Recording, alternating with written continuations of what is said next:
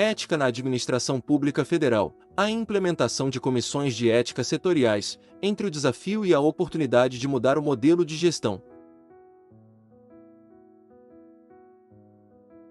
Os sucessivos acontecimentos ao redor do mundo, em particular, nos Estados Unidos, no início do século XXI, apontaram as mazelas de um sistema econômico baseado na financiarização do capital. Empresas gigantes que movimentavam recursos da ordem de bilhões de dólares foram acusadas pela SEC, Securities and Exchange Commission, de maquiar suas prestações de contas, de sonegar impostos e ainda desviar recursos da própria empresa em que atuavam, desta maneira, agindo contra os trabalhadores da empresa e seus acionistas. A crise norte-americana trouxe à tona as fraudes contábeis que vinham sendo realizadas no setor financeiro.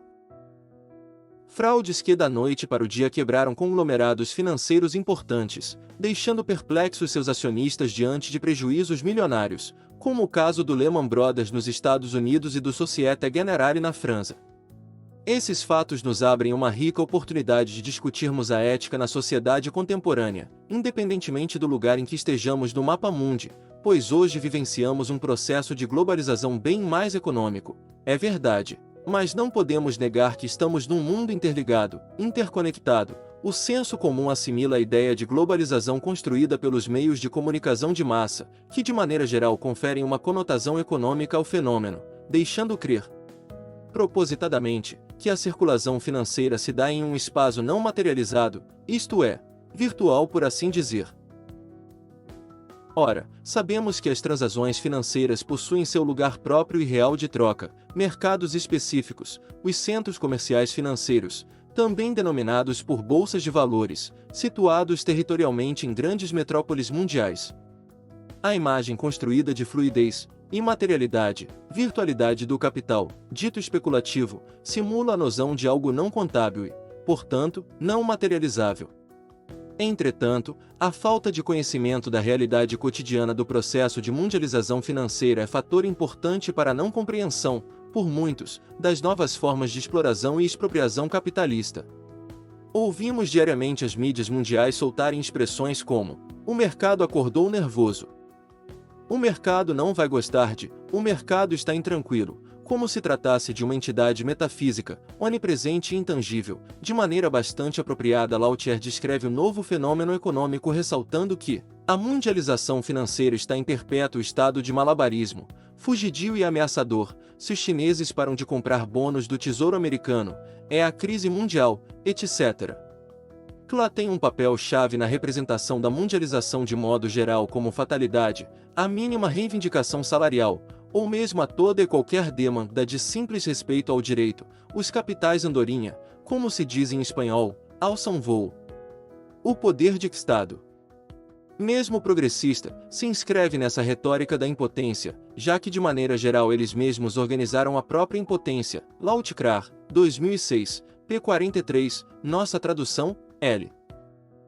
É fundamental perceber que por trás desse mundo das finanças de Londres ou Nova York, por exemplo, existem, principalmente, homens e mulheres que trabalham para que os donos do capital financeiro possam manter seu estilo produtivo capitais andorinha.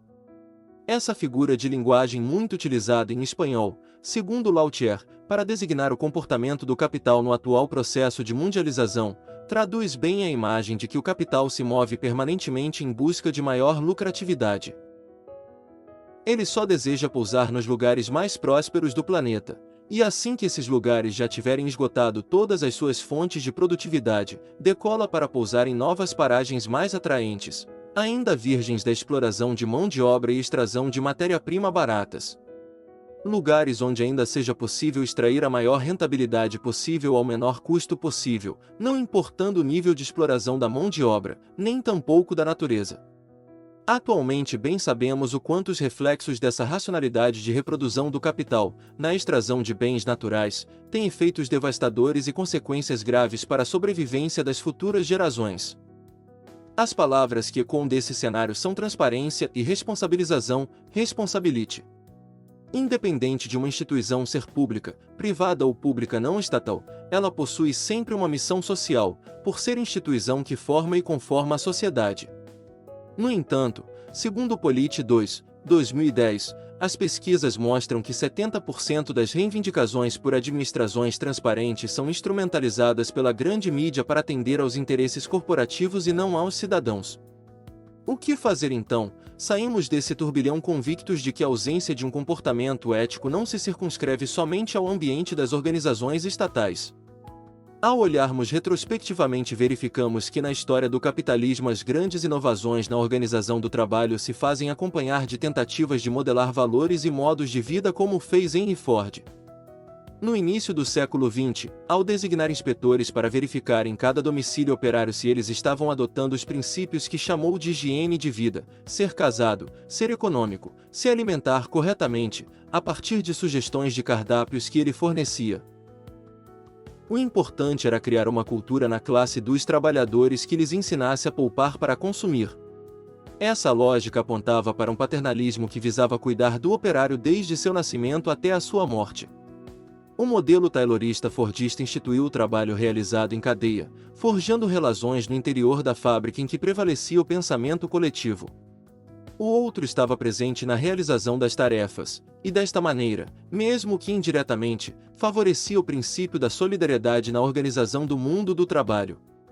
Esse modelo industrial propiciou a passagem da organização do trabalho baseada em uma ética da lealdade, por parte dos trabalhadores, em troca de um compromisso de proteção, por parte dos empregadores, para um tipo de organização fundamentado na obediência em regras e normas específicas que se espraiavam por toda a comunidade, ou seja, os valores do mundo do trabalho se tornavam valores da sociedade no seu conjunto.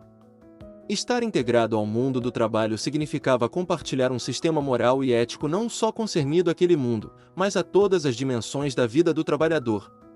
Valor moral como a lealdade, por exemplo, estabelecido pelo empregador, foi assimilado por aquela sociedade. Por outro lado, o Estado emerge como o grande árbitro desse código de regras, pois, mesmo moldando o comportamento de toda a sociedade, a ética e a moral instituída a partir do mundo do trabalho não possuía força motriz suficiente para se fazer valer por si mesma. Havia que se estabelecer um ordenamento jurídico-político que seja capaz de modelar e legislar sobre todas as possíveis questões que surgiriam desse modelo.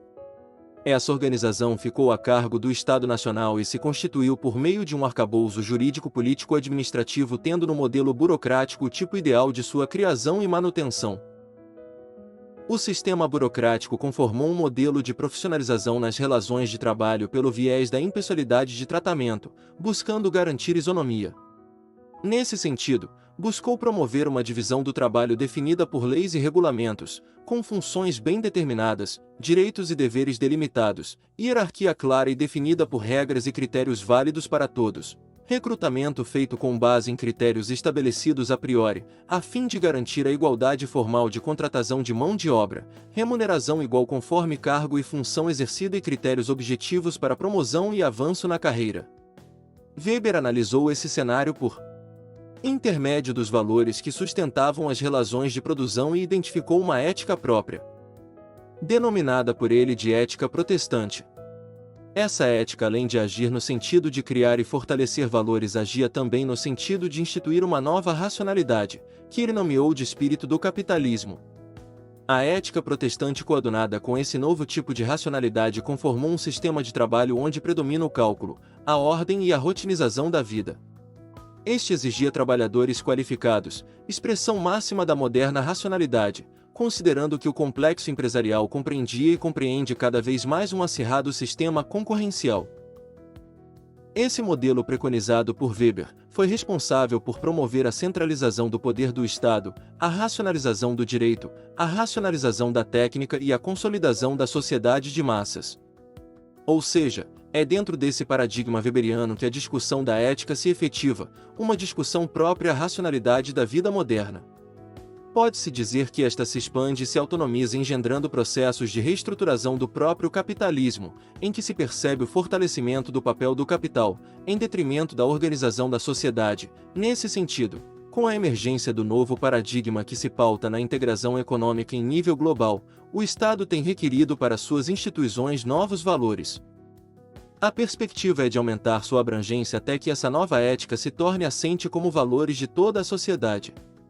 Esses valores, por sua vez, intentam fortalecer a democracia e seus princípios coletivos. No Brasil, a Constituição promulgada em 1988, batizada de Constituição Cidadã, amplia o projeto de democracia buscando compatibilizar princípios da democracia representativa e da democracia participativa, atribuindo ao Estado a função de promover a igualdade entre os brasileiros, sejam eles homens ou mulheres, brancos, negros ou índios, crianças ou adultos, independente da classe social ou econômica a qual pertencem.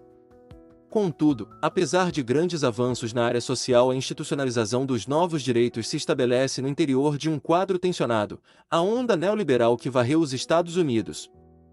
No conhecido modelo Thatcher-Reagan dos anos 1970, no qual os padrões de gestão administrativa são similares àqueles adotados pelo setor privado. Assim, também se consolida o modelo administrativo do setor público brasileiro e, nesse contexto, a disputa crescente entre grupos sociais para consolidar o Estado Social permanece ainda em grande parte desconhecida da população. Ora, se ao Estado cabe promover a igualdade, como imaginar um sistema de gestão onde o cidadão deixa de ser um cidadão e passa a ser um cliente? Já podemos perceber esse modelo no setor da saúde pública, por exemplo. Não se usa mais chamar o doente de paciente, mas sim de cliente. O serviço bancário público também estabelece uma hierarquia considerando certos aspectos econômicos da sua clientela. Ademais, devemos considerar que atualmente a estrutura organizacional do trabalho do serviço público, após a década de 1990, sofreu uma hierarquização discriminatória. Se estabeleram diferentes tipos de contratação de mão de obra para o setor público: concurso permanente, concurso temporário, terceirização, bolsistas, estagiários ou contratos temporários, o sistema de metas, diferentes carreiras como se castas diferentes fossem, carreira de Estado versus carreira do servidor público. Nesse sentido, quando começamos a refletir sobre um comportamento ético, de imediato nos deparamos com dilemas, como, por exemplo, a exigência, por um lado, de regras para o servidor público baseadas em valores coletivos e universais e por outro percebemos a constituição de sujeitos atomizados, individualizados, numa sociedade que nivela as relações e sentimentos tendo como parâmetro as relações de mercado, competição individualizada e o enfraquecimento do coletivo como entidade moralizante e reguladora das relações sociais. Vivemos hoje numa sociedade que prima por laços fluidos, por relações pessoais e profissionais superficiais, por laços flexíveis. Como consolidar regras morais nesse contexto? Ambiente fraturado no qual se verifica a sensação de isolamento e impotência dos indivíduos. Modelo social que, segundo Habermas, promove a perda da capacidade de linguagem e ação, pois o mundo da vida vem sendo colonizado pelo mundo sistêmico. Na atual sociedade capitalista, Habermas ressalta que a ideologia tecnocrática nega, na verdade, a própria estrutura da ação comunicativa, impondo uma despolitização das massas. Apenas uma elite decide o que é melhor para uma determinada sociedade. O poder está legitimado não no consenso, mas sim na coazão. Estando as decisões nas mãos de uma minoria, o autor alerta para um esvaziamento da ação da cidadania, ou seja, para uma não prática do mundo vivido. A ação comunicativa pressupõe, segundo Habermas, que todos os interessados possam participar do discurso, que todos tenham oportunidades idênticas para argumentar, refutar ou interpretar. Supõe ainda que só serão admitidos aqueles participantes que se disponham a agir de acordo com normas que lhes pareçam justificáveis, isto é, não movidos por nenhum tipo de coação, e ainda, satisfazendo o pressuposto da veracidade, ou seja, não mentir nem intencionalmente nem inconscientemente. O saber comunicativo é, pois, adquirido lentamente, fruto de um processo de sistematização a partir de contextos espontâneos de ação e interação, cujos resultados estão sujeitos a um processo de validação consensual, sempre imperfeito, em condições empíricas necessariamente distantes da situação linguística ideal. O conhecimento instrumental permitiu ao homem dominar a natureza e o conhecimento comunicativo impele a emancipação de todas as formas de repressão social. Entretanto, isso só é possível por meio da crítica, compreendida como autorreflexão, autoquestionamento e também com a dissolução das estruturas patológicas que inibem a livre comunicação do sujeito consigo mesmo e com os outros. Nessa perspectiva teórica, o conceito de ética do discurso de Habermas se centra no diálogo e na argumentação, ou seja, na garantia de que todos os agentes envolvidos no processo se posicionem e validem discursivamente as decisões e ações. A participação e a busca do consenso é também a proposta sob a qual se embasa o livro que ora apresentamos.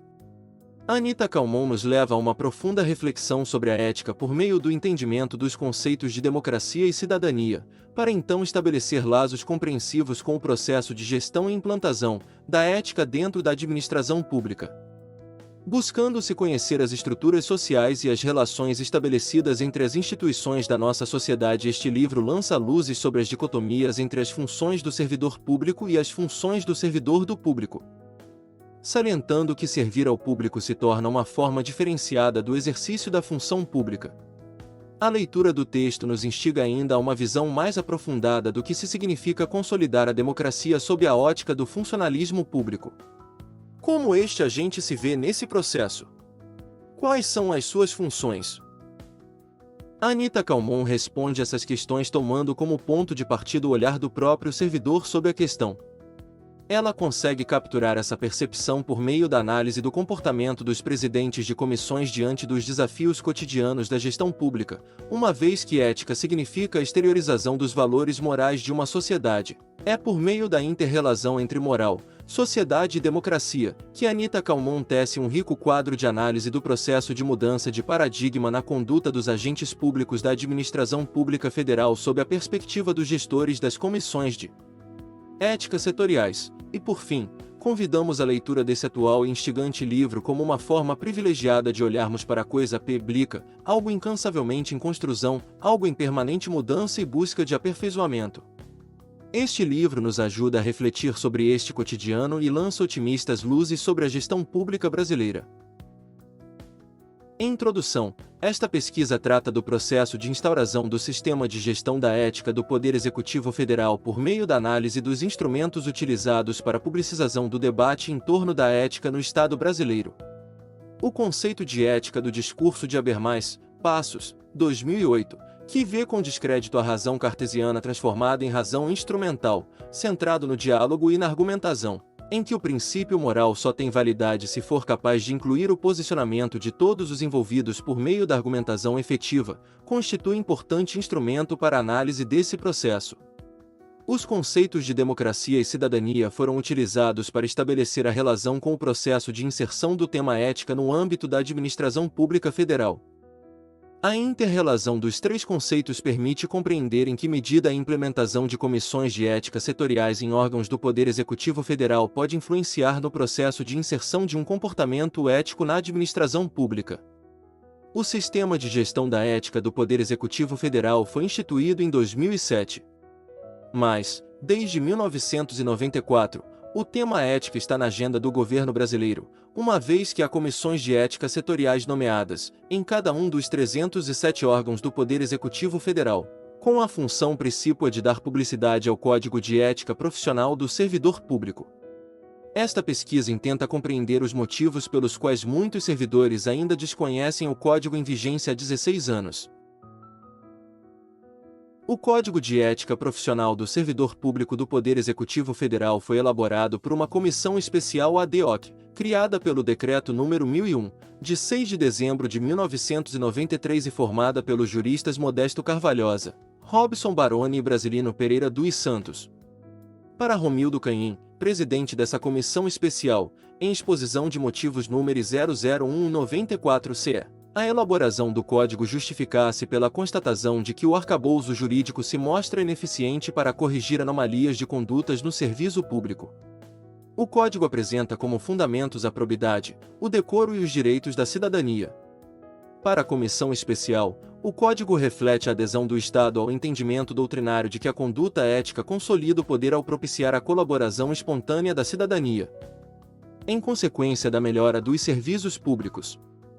Para Canhim, além de restaurar a cidadania, a consciência ética do servidor público corrige a disfunção pública brasileira de conduta atentatória aos direitos humanos universais para o atendimento aos usuários dos serviços públicos, EM número 001-94-C, A inter-relação dos conceitos de ética, democracia e cidadania pode ajudar a explicar a iniciativa do governo Itamar Franco de instituir, em 1994, o Código de Ética Profissional do Servidor Público. À medida que o Brasil avança para o restabelecimento da democracia e busca alternativas para a crise econômica, os problemas de uma nova ordem mundial exigem a modernização do Estado que não mais atende às demandas sociais do mundo globalizado. Para fortalecer a democracia, torna-se necessária a reflexão sobre cidadania. Se essa lógica é verdadeira, a relação entre cidadania e serviço público estabelece-se pela constatação que não há servidor público e sim, servidor do público. No entanto, a percepção de bem público ainda se relaciona com a máxima de o que é público não é de ninguém, e não o de que o que é público é de todos. Assim, o servidor público é percebido como gestor daquilo que não pertence a ninguém, ao invés de ser considerado agente responsável por zelar e atender às necessidades de todos. Essa inversão de valores faz parte do inconsciente coletivo brasileiro que tem como legado histórico o clientelismo, o nepotismo e a percepção que os agentes públicos são sócios do Estado e podem usufruir das benesses do poder de forma indiscriminada e impunemente. Além disso, evidencia um país com uma democracia em consolidação, constituído por subcidadãos, Souza, 2006, que não se reconhecem como indivíduos de direitos e deveres, tampouco se demonstram capazes de se preocupar com a coisa pública. A questão da ética no serviço público pode estar intrinsecamente relacionada com a percepção de necessidade em se mudar paradigmas. Significa dizer que para assegurar um perfil moral no serviço público é necessário formar e informar o cidadão servidor público.